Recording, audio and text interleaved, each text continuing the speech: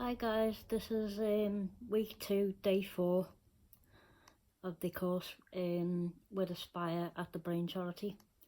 Today we went back to Unit 2, which was assist in delivering of the session. The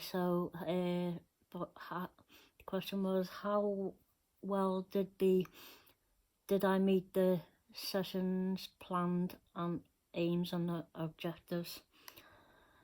The session went well. There was music in the background. Each of the tasks was demonstrated first by the leader. Then we all carried out each task to the best of our abilities. We also had fun while doing it. Next was my session safe? The session was performed safe in all aspects, talked about and demonstrated hand, verbal health screening and risk assessment. The last one was, what could I have done to make the session safer? Wear comfortable clothes, /sports clothes, so they are loose and you can move freely. Wear comfortable footwear. Make sure bags and other belongings are out of the way so that they don't cause injuries. So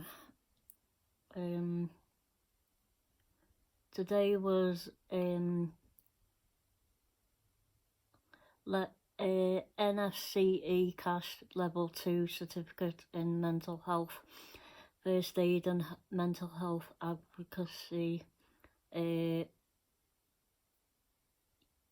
Unit 2, supporting individuals with mental health. We worked on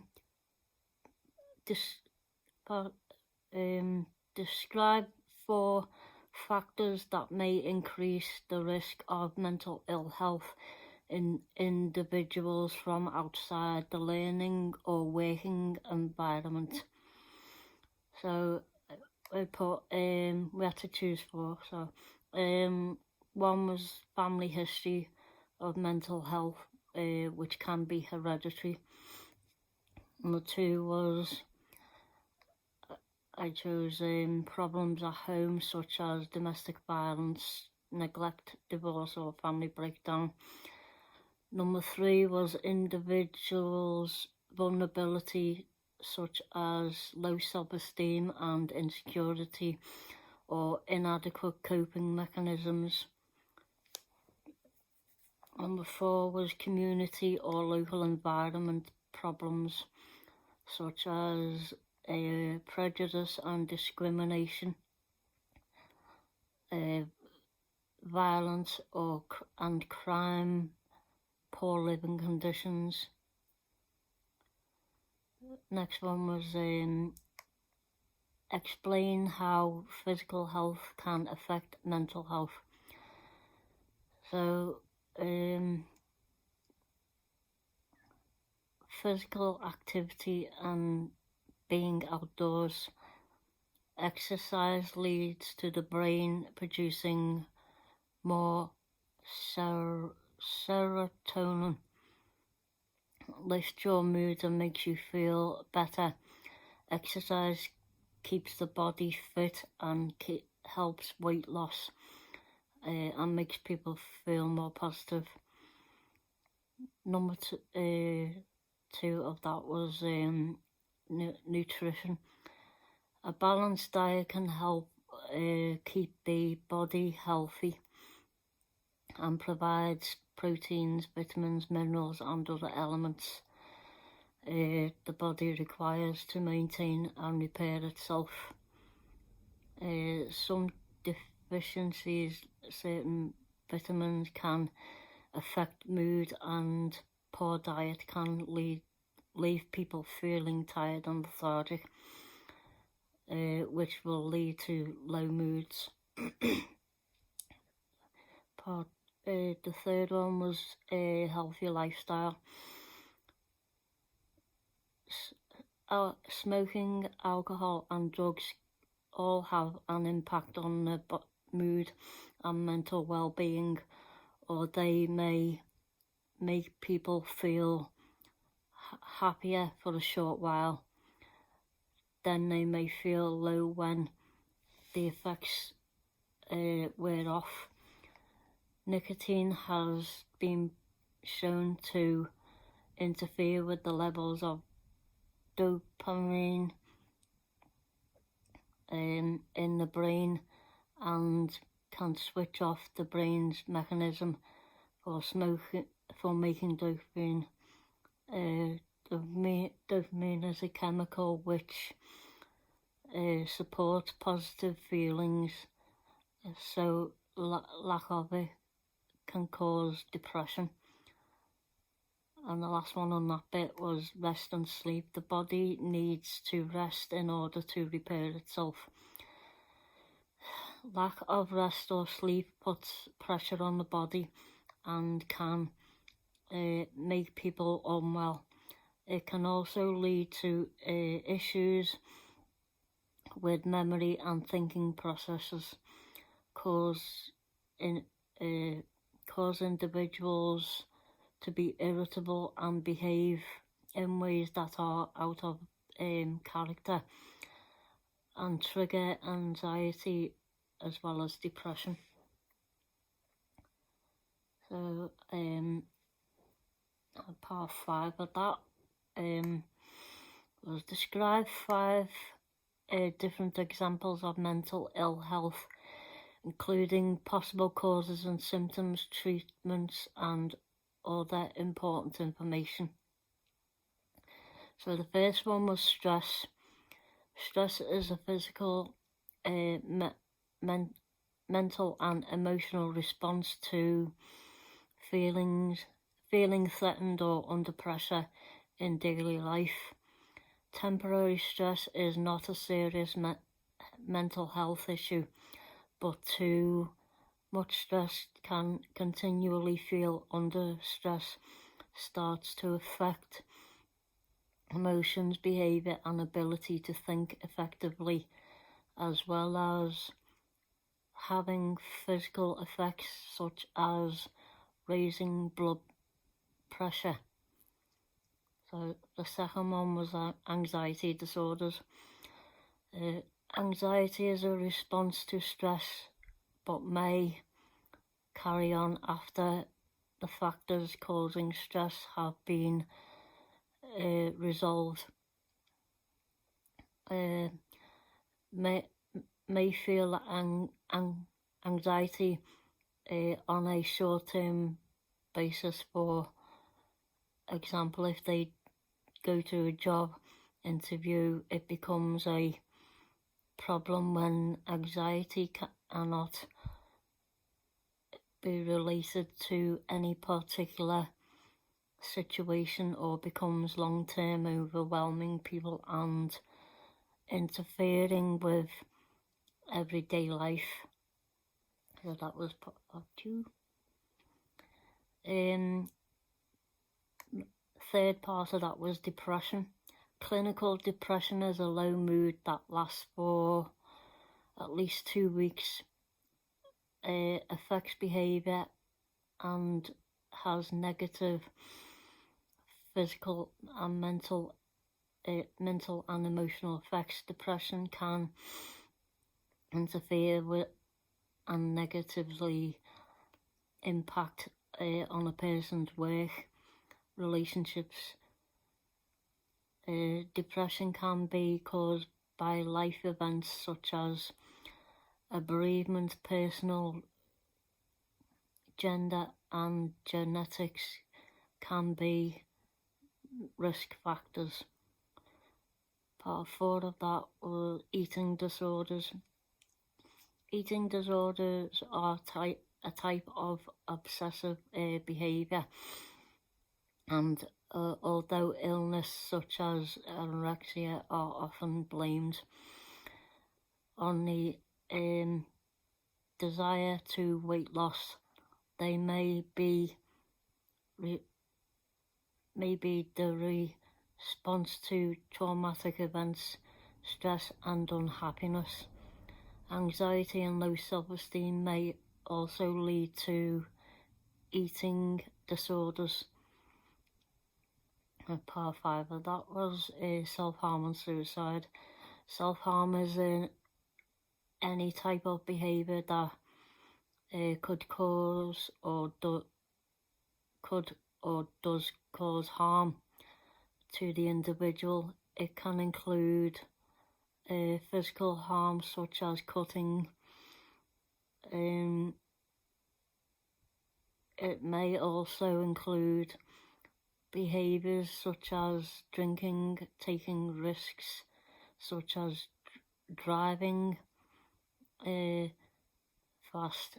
The self-harm gives temporary relief from negative thoughts and feelings.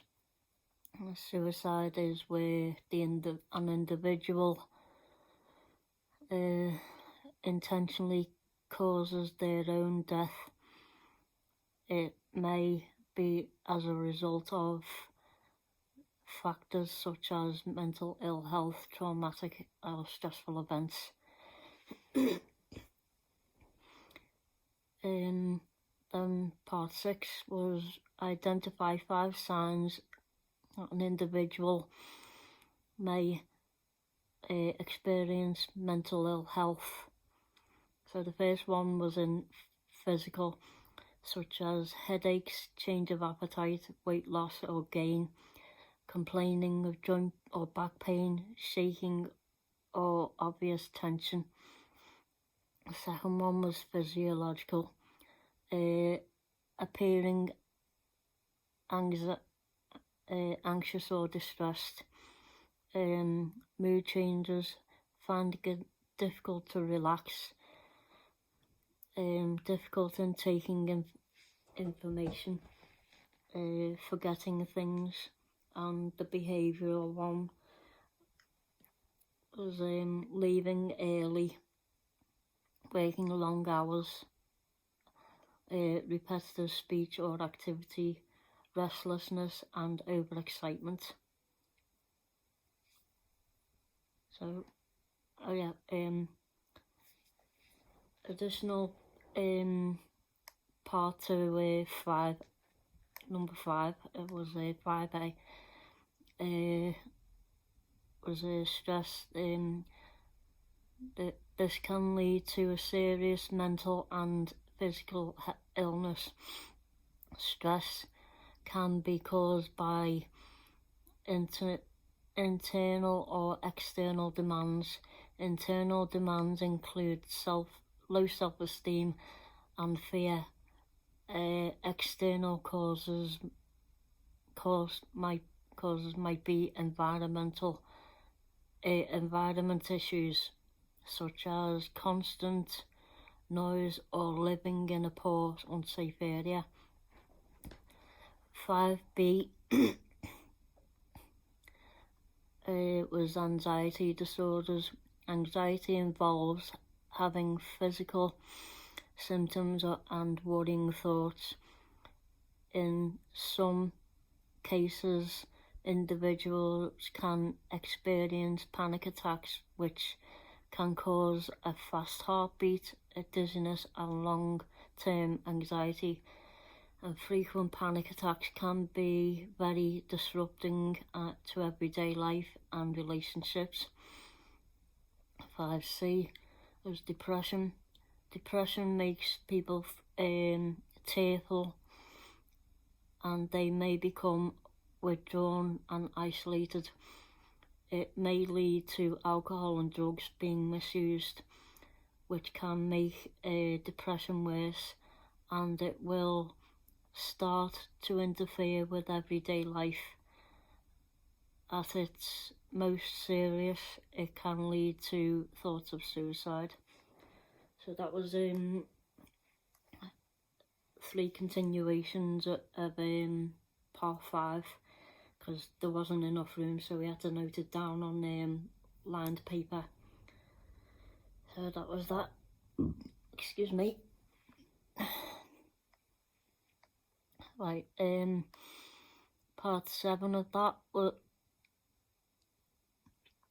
was identify 6 things you can do to support someone having suicidal thoughts.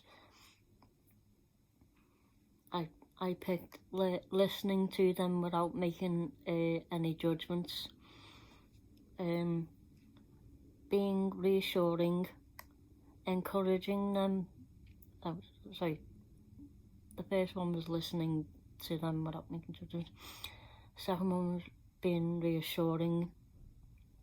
The third one, encouraging them to seek help from a local crisis team, their GP or other appropriate professionals. Number 4 was providing first aid or alerting a qualified first aider if they have hurt themselves physically. Number 5 was asking what would help them. Number 6 was concentrating on their immediate needs, such as dealing with any wounds they might have, if it is safe to do so, or helping them find a quiet area away from other people. So that was 7A. 7B, or part 2 of 7, was identify 2 things you should not do to support someone who is having suicidal thoughts. Do not express their own views about suicide. Not to express. The challenge the individual or tell them to pull themselves together. Number 8 was explain the importance of supportive relationships and effective communication when supporting individuals with mental ill health. So we had to put positive relationships are important in preventing and supporting mental ill health in all aspects of life, including the workspace. Positive relationships make employees feel supported and generate an improved attitude towards the organisation and work. They will feel better and have a happier mental health. Effective communication will give the individuals someone to share concerns with and help them feel supported with problems and worries in the workplace. So number 9 describes 6 characteristics of positive relationships. Number 1 is trust. Individuals in a positive relationship trust one another. In personal relationships, individuals need to know they are supported by the other person. Next one was number 2 of that was effective communication. In positive relationships, individuals will communicate effectively by making it clear what they mean and by actively listening to what others have to say about an issue. Number 3 was appreciation.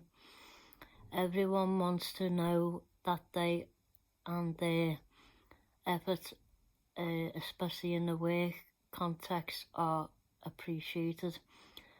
Saying thank you to people and telling them they have done a good job improves well-being and strengths.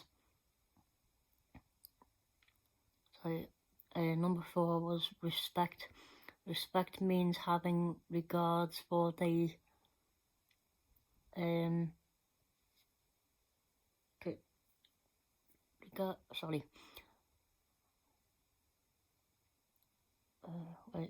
regard for the feelings of others. It means not belittling them, valuing their feelings and opinions, not making fun of them, and protecting their privacy.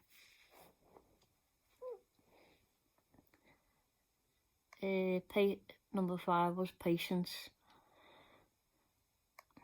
In positive relationships, individuals are patient.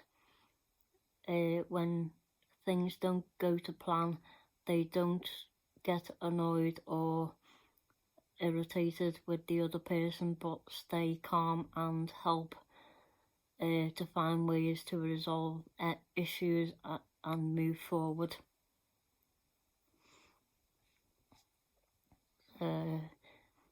Number 6 was empathy. Another characteristic is empathy. Individuals should be able to understand the feelings of others, even where they don't necessarily agree to or feel the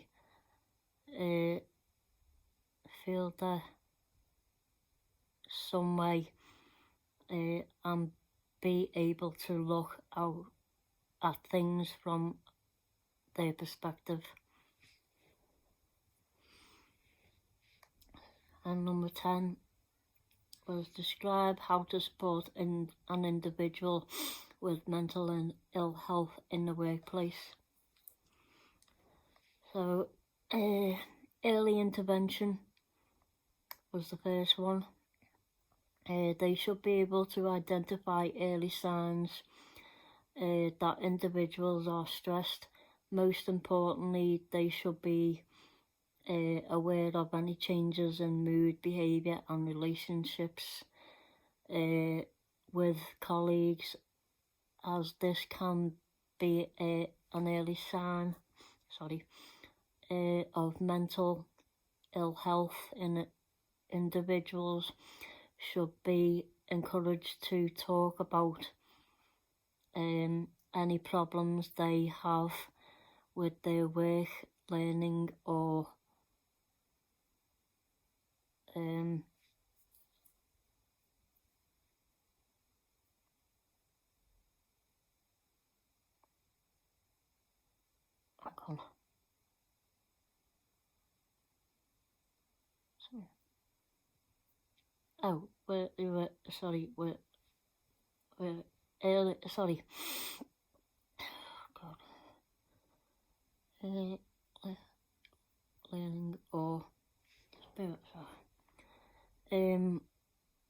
or other aspects of the environment. Like workload should be monitored to ensure that individuals are not placed under too much stress.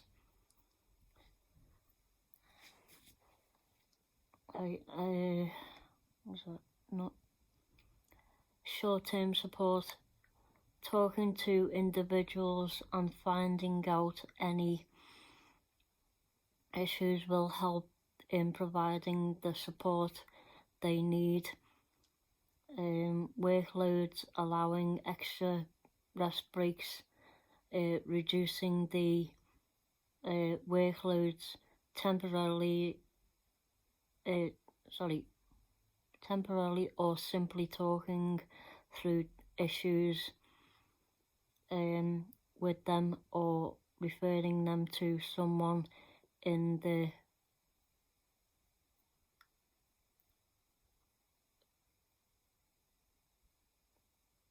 environment who can help.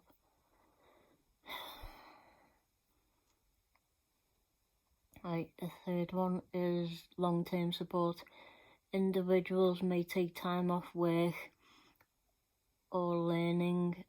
It is important that contact is maintained with the individual during their absence from the workplace.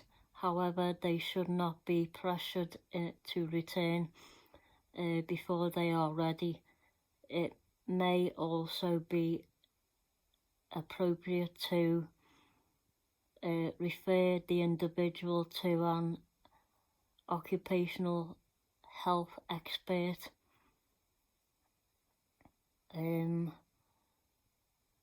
where available. Reasonable adjustments should be made following discussion with the individual and agreement as to what appropriate and possible. Right, number 4 is recovery. Connectedness, support from others and belonging to groups at work, in education or in the community. Hope and optimism in the individual's belief that they can recover, and the building of relationships that make them want to recover and believe in the future.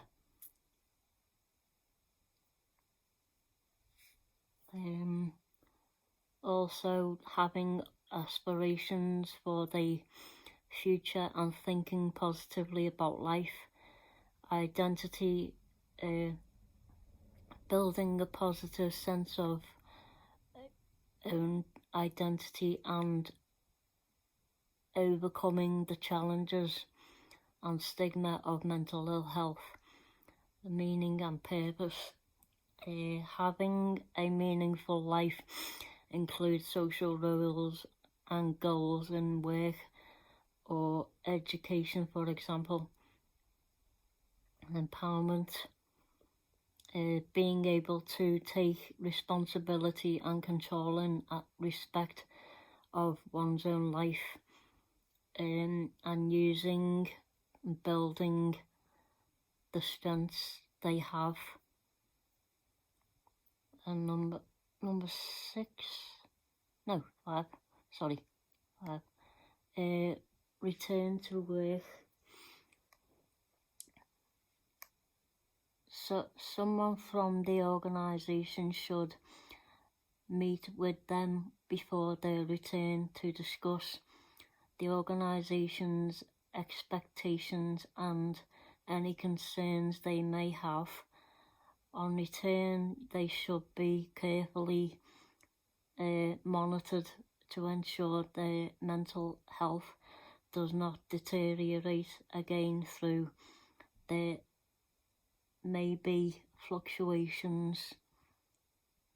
So that was that. Then number 11, this was the last part for today. We'll work on the rest tomorrow. Was person-centered approach. Number 11 says give a definition of the term person-centered. So a person-centered approach means care and support is focused on the needs of the individual rather than being organised around the support that services can offer. So that was today's one.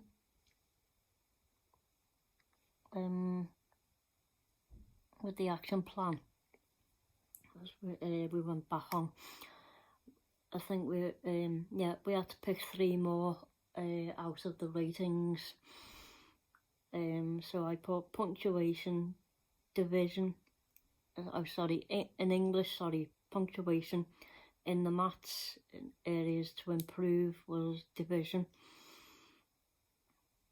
and digital skills I put PowerPoint, because the last time I did anything like that was on the computer was in college in 2009 and 10. And the division, I'm not really good at maths, so I struggle a lot on takeaway and division, and half of times, and especially like fractions and decimals and stuff like that. So that was today's